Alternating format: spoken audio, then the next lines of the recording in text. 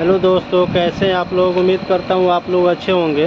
दोस्तों, बहुत सारे कमेंट आ रहे हैं वीडियो पे। एक भाई साहब ने कमेंट करके पूछा है सवाल कि मेरा जो एसी है वो 12 बजे से और 5 बजे तक कूलिंग नहीं करता है और उसके बाद कूलिंग करता है, यानी पूरा रात कूलिंग करता है और दिन में भी कूलिंग करता है। लेकिन जैसे 12-1 होता है उस टाइम से लेके 5 बजे तक कूलिंग नहीं करता है और उसके बाद कूलिंग करता है। तो दोस्तों, ऐसे बहुत सारा एसी में प्रॉब्लम हो सकता है, चाहे डक्टेबल एसी हो, पैकेज एसी हो, स्प्लिट एसी हो, कोई भी एसी हो। और उस एसी में इस टाइप का प्रॉब्लम आ सकते हैं और ये बहुत कॉमन प्रॉब्लम है, कोई बड़ा बीमारी नहीं है, बहुत ही नॉर्मल छोटा सा बीमारी है। मैं सोचा कि मैं आपको बता दूं। ये मेरे सामने जो एसी देख रहे हैं, ये अभी तो फ़िलहाल चल रहा है, अच्छे से कूलिंग भी हो रहा है। लेकिन इसमें क्या प्रॉब्लम था कि इसमें 12-1 बजे के बाद से कूलिंग नहीं होता है। जैसे शाम 3 बजे तक 4 बजे तक कूलिंग नहीं होता है, उसके बाद से कूलिंग फिर चालू होता है और फिर से रात भर अच्छा कूलिंग होता है और फिर से वही प्रक्रिया 2-3 दिन से हो रहा है। तो इसका कंप्लेन आया था और मैं सोचा कि जो भाई साहब ने कमेंट करके पूछा था उसका भी जवाब इसी में दे दूँ। तो आप वीडियो को बिल्कुल भी स्किप मत कीजिएगा, नहीं तो आपको शायद समझ में ना आए और बहुत लोगों के साथ ये प्रॉब्लम होता होगा। तो अभी तक दोस्तों आप मेरे चैनल को सब्सक्राइब नहीं किए हैं तो चैनल को भी प्लीज़ ज़रूर सब्सक्राइब कर लें। तो आइए हम वीडियो को चालू करते हैं और बताते हैं कि क्या रीज़न है और किस रीज़न की वजह से ये प्रॉब्लम हो रहा है। से 5 बजे के बीच अगर कूलिंग ना करने का मेन रीज़न अगर है तो वो धूप है।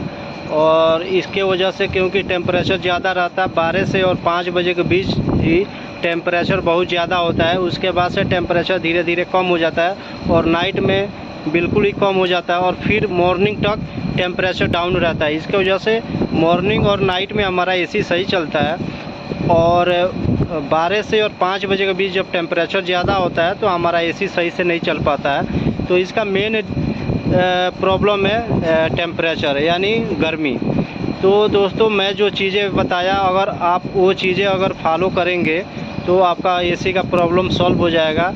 मतलब जो कंप्रेसर है वो ट्रिप नहीं मारेगा, क्योंकि जब टेम्परेचर ज़्यादा होता है उसी टाइम कंप्रेसर पे लोड भी ज़्यादा होता है। और जो कंडेंसर कॉइल है, ये ऑपरेटर है, जो आउटडोर का कंडेंसर कॉइल है, उस पर क्या होता है कि वो हाई टेम्परेचर हो जाता है।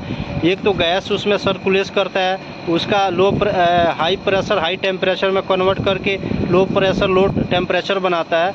इसके वजह से एक तो धूप उस पर ज़्यादा पड़ता है। इसके हाई प्रेशर और हाई टेम्परेचर में जब कन्वर्ट होता है तो धूप के वजह से उसका टेम्परेचर और हाई हो जाता है, जिसके वजह से ये प्रॉब्लम आ जाता है। तो वही शाम के टाइम हमारा टेम्परेचर डाउन हो जाता है तो प्रॉब्लम नहीं आता है। और ये प्रॉब्लम ज़्यादातर सर्विस जिस एसी में नहीं हुआ रहता है उसी एसी में ज़्यादातर प्रॉब्लम है। क्यों हो रहा है? तो सबसे पहले आपको उसका फ़िल्टर निकाल के क्लीन करना है, इंडोर का फ़िल्टर निकाल के क्लीन करना है। उसके बाद हो सके तो जहाँ आउटडोर मशीन लगा है, यानी जहाँ आउटडोर लगा हुआ है रखा हुआ है, वहाँ पे 1 बाल्टी या 2 बाल्टी पानी मार दें। क्योंकि अगर उसके पीछे कॉइल पे मिट्टी जमा होगा, कंडेंसर कॉइल के पीछे मिट्टी होगा, तो ये जो एयर आप देख रहे हैं ये एयर बाहर फेंक रहा है। ये जो पंखा चल रहा है तो ये एयर कहाँ बाहर फेंक रहा है और एयर ये ले कहाँ से रहा है दोस्तों? तो ये एयर पीछे से ले रहा है, ये कंडेंसर कॉइल के थ्रू ले रहा है। ये जो एयर ले रहा है यहाँ से ले रहा है और यही पूरा मिट्टी से ब्लॉक हो जाए, पूरा फुल ब्लॉक हो जाए तो एयर लेने में प्रॉब्लम होगा, एयर नहीं ले पाएगा। अब जब एयर नहीं ले पाएगा तो ये आगे की तरफ एयर नहीं फेंक पाएगा और कंप्रेसर पर लोड ज़्यादा आएगा। और कंप्रेसर पर जब लोड ज़्यादा आएगा तो हमारा कंप्रेसर ओवरहीट होगा और बंद हो जाएगा, केवल फ़ैन चलता रहेगा, कूलिंग नहीं होगा। और यही प्रक्रिया हमारे इंडोर में भी लागू होता है। इंडोर का फ़िल्टर अगर ब्लॉक हो जाए तो क्या होगा कि हमारा जो हॉट एयर है वो इंडोर ले नहीं पाएगा और कोल्ड एयर बाहर फेंक नहीं पाएगा।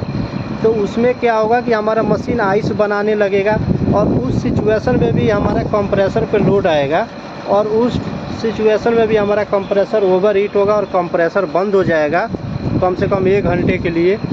और उसके बाद से गर्म हवा फेंकना चालू कर देगा और जैसे 1-1.5 घंटे में ठंडा भी होगा, फिर चलेगा, फिर 5-10 मिनट कूलिंग करेगा, उसके बाद से फिर बंद हो जाएगा।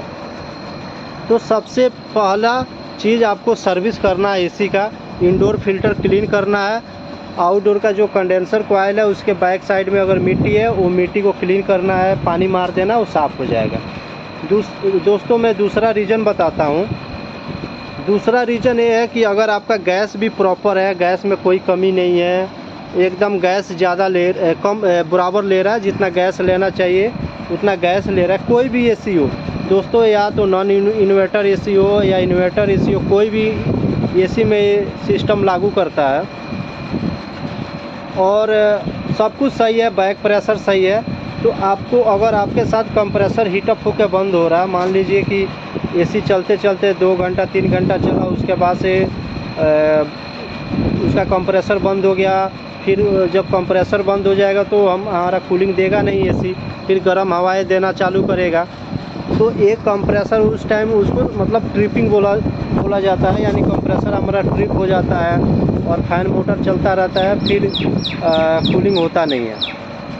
तो उस सिचुएशन में थोड़ा सोचने वाला चीज़ है, ये टेक्निकल पॉइंट है और ये टेक्नीशियन ही कर पाएगा। अगर ऐसा प्रॉब्लम है किसी भी एसी में तो टेक्नीशियन ही कर पाएगा। सबसे पहली बात तो ये देखना है कि हमारा कैपिलरी है वो कहीं चोक तो नहीं है, हमारा जो गैस है वो कम तो नहीं है, हमारा गैस है वो ज़्यादा तो नहीं है। इस सिचुएशन में हमारा गैस अगर कम रहेगा भी तो दिक्कत है और ज़्यादा भी रहेगा तो दिक्कत है, क्योंकि एचपी और एलपी का जो स्विच लगे होते हैं वो इसीलिए लगे रहते हैं कि अगर हमारा बैक प्रेशर ज़्यादा जा रहा है, यानी हमारा जो डिस्चार्ज प्रेशर है वो ज़्यादा जा रहा है, तो उस सिचुएशन में भी कंप्रेसर को नहीं चलने देगा।